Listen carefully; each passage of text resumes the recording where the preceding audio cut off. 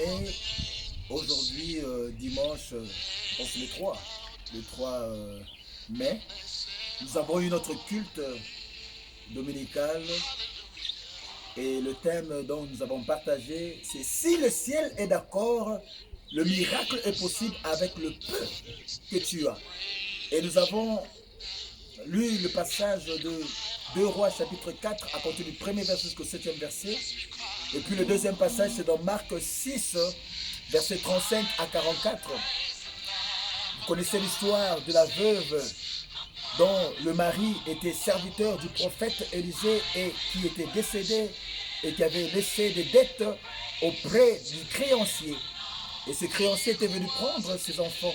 Cette femme était allée voir le prophète pour lui dire que mon mari était un homme qui craignait Dieu et qui servait Dieu avec crainte et tremblement.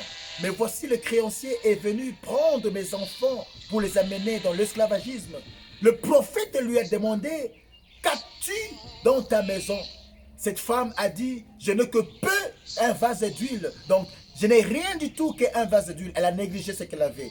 Et dans le deuxième passage où on avait lu dans Marc chapitre 6, 35 à 44, les disciples ont dit à Jésus, l'heure est déjà avancée, il fallait renvoyer la foule. Parce qu'ils ont dit que ce lieu est désert, l'heure est déjà avancée. Comment ils vont se prémunir de la nourriture? Il faut qu'ils puissent aller en cité. Mais Jésus a dit, donnez-leur vous-même à manger. Ils se sont informés combien de nourriture ils avaient dans la foule. Ils avaient remarqué qu'il y avait 5 pains et 2 poissons. C'est cela qui nous a amené à parler que si le ciel est d'accord, le miracle est possible avec le peu que vous avez. Pourquoi le ciel?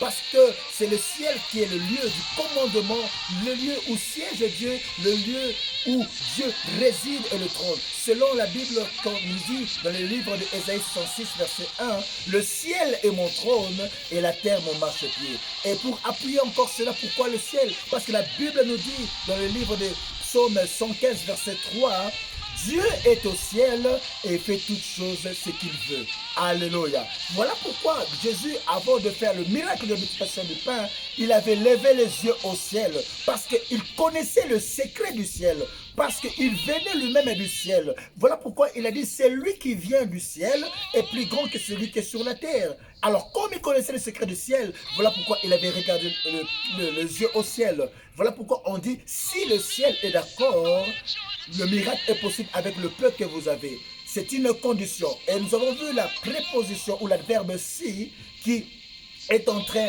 d'indiquer deux choses. Une supposition et puis une condition. C'est un adverbe de condition et qui entraîne aussi une supposition. C'est pour dire que le miracle sera possible si et seulement si le ciel est ouvert. Voilà, c'est ce qui était la quintessence du message d'aujourd'hui. Voilà pourquoi nous disons que si le ciel est d'accord, il faut que le ciel soit d'accord avec le peu que vous avez. Et d'un langage purement prophétique, on avait dit que quand Jésus a pris le 5 pains, le chiffre 5, ça nous parle de la grâce, de la puissance. Et le chiffre 2, ça nous parle du témoignage. Et quand nous additionnons 5 et 2, ça nous fait 7 qui nous parle de la totalité. Donc Dieu est capable de faire ces choses. Et dans un langage purement évangélique, nous avons dit que le peu que vous pouvez avoir, c'est le talent qui peut être en vous. Et Dieu ne peut pas opérer le miracle en dehors de ce que vous avez. Sarah, qui était une femme qui était stérile, avancée en âge, Dieu a utilisé la même matrice, les mêmes trompes, d'où est sorti Isaac.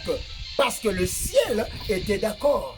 Voilà pourquoi on a dit qu'il ne fallait pas négliger les choses que Dieu a mis en vous. Le 5 pains, c'est le talent que vous avez. Le 2 poissons, c'est le talent que vous avez. Le peu de vase d'huile, c'est ce que vous possédez. Et Dieu ne va pas opérer le miracle en dehors de ce que vous possédez. Voilà pourquoi nous avons dit que si le ciel est d'accord, le miracle est possible avec le peu que vous avez. C'est ça qui a été l'importance ou les résumés du message de ce matin. Soyez bénis là où vous êtes. Ne vous inquiétez pas parce que avec ce que vous avez, le miracle sera possible. Soyez bénis là où vous êtes. In Jesus' name, mighty God. Amen.